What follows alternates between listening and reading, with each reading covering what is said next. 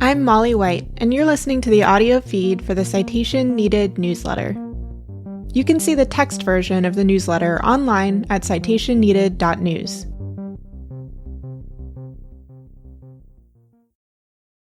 I am my own legal department. The promise and peril of just go independent. Independent publishing is one important facet of the media ecosystem, and while I love it, I know it's not the path for everyone. This issue was originally published on October 26, 2024. When a major legacy news publication does something controversial, I sometimes hear my name. Just go independent. Do what Molly White does. You've probably seen it too. Advice to staff writers to just go independent, like Heather Cox Richardson or Casey Newton or those guys over at 404 Media. Just do a Substack. It's the future of journalism. When news broke yesterday that Washington Post owner Jeff Bezos had spiked the newspaper's planned endorsement of Kamala Harris, editor-at-large Robert Kagan resigned. Similar events transpired earlier this week at the Los Angeles Times, whose own billionaire owner nixed a Harris endorsement, prompting the resignation of the editor who drafted it.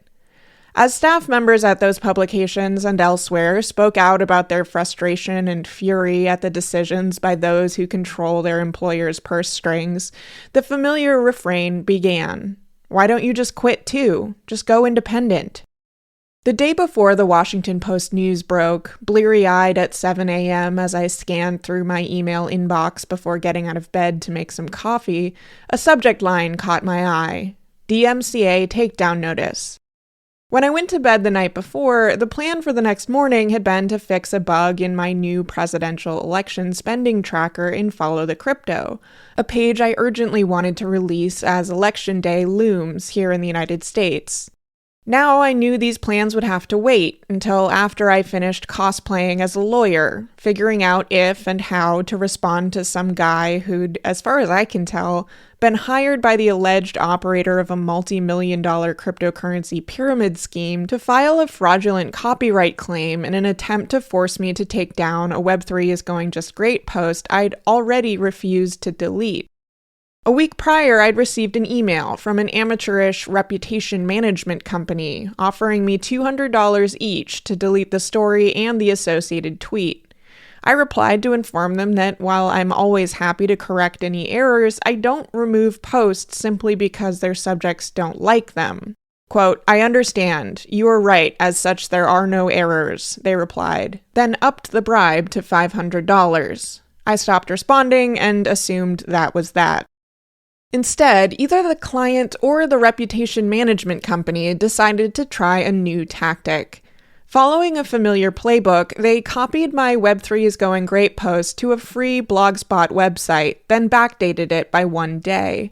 The goal was to abuse the notice and takedown process, to claim that I had stolen their work, force my web host to remove the post, and then hope that I was either intimidated by the legalese or too strapped for time to fight it out with my hosting provider.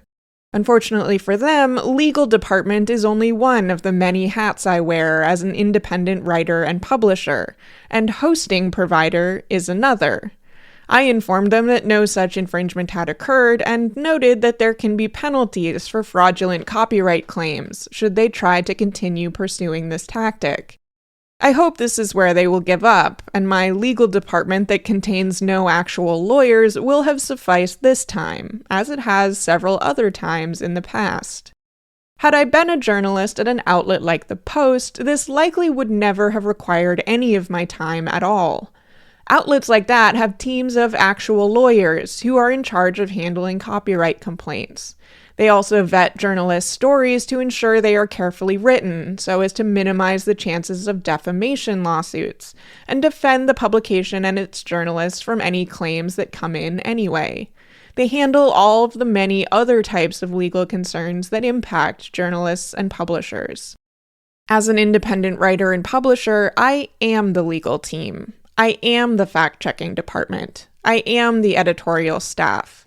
I'm the one responsible for triple checking every single statement I make and the type of original reporting that I know carries a serious risk of baseless but ruinously expensive litigation regularly used to silence journalists, critics, and whistleblowers.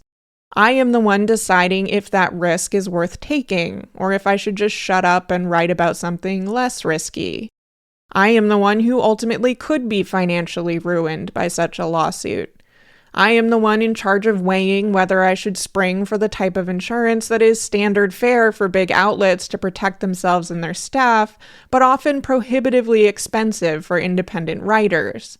I am the one putting on even more hats: risk manager, insurance broker, business consultant, CPA. Occasionally, I am reminded that many don't realize that independent publications like mine are often a one-man band, one person wearing many disguises. When I published my recent interview with Ryan Salem, I laughed when I saw comments on social media. Quote, "Your photo editor captured the spirit of the piece pretty well." I get comments like this a lot, more often when I make a mistake. Quote, "Whoever edits your audio versions accidentally left in a retake." It's me. Hi, I'm the problem. It's me. It's not a silly assumption to make. After all, some independent writers do bring on outside help by hiring editors or research assistants or social media managers. It's a wise move, and maybe someday I will too. Maybe. But for now, Citation Needed is just one person with a tall stack of hats. The research team? Me. Poring over FEC filings or the deluge of PACER alerts from dozens of court cases so that I can be the one who first notices that Ryan Salem has formally declared his innocence after pleading guilty, or that Mark Andreessen has donated another $2 million to Donald Trump. The software department? Me, writing custom code so that people get emails informing them that their subscriptions are about to renew. The social media team? Me, cross-posting across at least 4 different platforms because social media, despite its fragmentation, is still an important way to reach people. And though I hate it more than anything, urge people to toss a couple bucks my way so that I can keep doing this mad work. I am the customer support department when emails go missing, the sysadmin when the website is slow, the accountant who chews her fingernails over monthly recurring revenue graphs as the group of people who signed up for an annual subscription during my Sam Bankman-Fried trial coverage decide whether or not to renew. Recently, I am the merch department who designs and packs envelopes full of stickers, and in many cases I'm the manufacturer of the stickers too.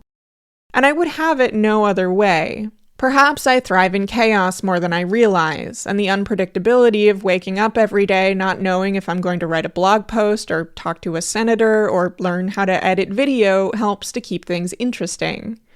But I also truly control my own destiny this way, for better and for worse.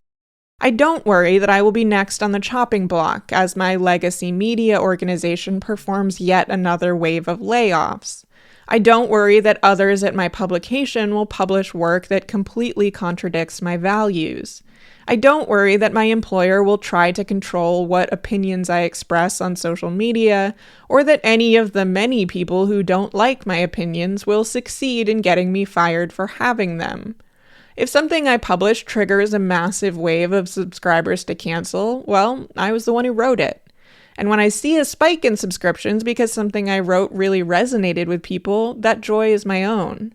When I read comments from people who thoughtfully engage with my writing, whether to agree or disagree, I know that they're leaving those comments because I have cultivated a space where we can respectfully discuss our opinions and where people know I read every single comment. I don't fear that my entire publication will be forced to kowtow to the whims of a billionaire trying to make nice with a fascist. I don't fear that an editor will tell me I can't publish an article calling Donald Trump a fascist. I don't have to get anyone to approve it when I say that I, and Citation Needed, wholeheartedly endorse Kamala Harris for president, not because she is perfect, but because the other option is violent authoritarianism. I know that this risks backlash from those who don't support Harris, or perhaps from those who don't think this newsletter should be a place for politics. But I also know that by now, readers should know that I hold strong opinions and always speak my mind. But where I may be immune from the threat of layoffs or getting fired for a tweet, there are different fears. The abject terror of what if this totally flops and I can't pay my bills has diminished somewhat now that I have been writing Citation Needed for over 2 years at least. But the constant background anxiety that people will lose interest in what I write about, get burned out on the email newsletter format, or stop being able to even find my writing because of the ever-shifting web discovery and social media landscape will always be there. It's a strong motivation to always be improving and trying new things, but it is also exhausting. While I love it, I know this life is not for everyone. Some people just want to write and recoil at the idea of also being in charge of every other aspect of running a business. Some people want to do the kind of journalism that truly requires a whole support staff. Some people have personal circumstances where they simply can't make the choice to have unpredictable income, no employer-sponsored health insurance, or no 401k. Any truly healthy ecosystem must be diverse, and that holds true for media. Independent writers and publishers, be it one-man bands like myself or small teams, are a crucial part of this ecosystem, but we cannot be the only part. It should be a mix that also includes larger publications at local, national, and international levels. Importantly, this mix of publications needs diversity in funding models as well. Some have argued that subscriptions are the future of news, and they might be surprised to hear that, as a subscription-funded writer myself, I disagree.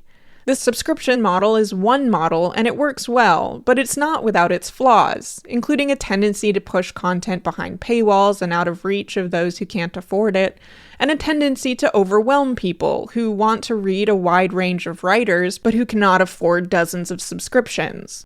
Rather than searching for the one true funding model for news, a mix of funding models strengthens the whole ecosystem.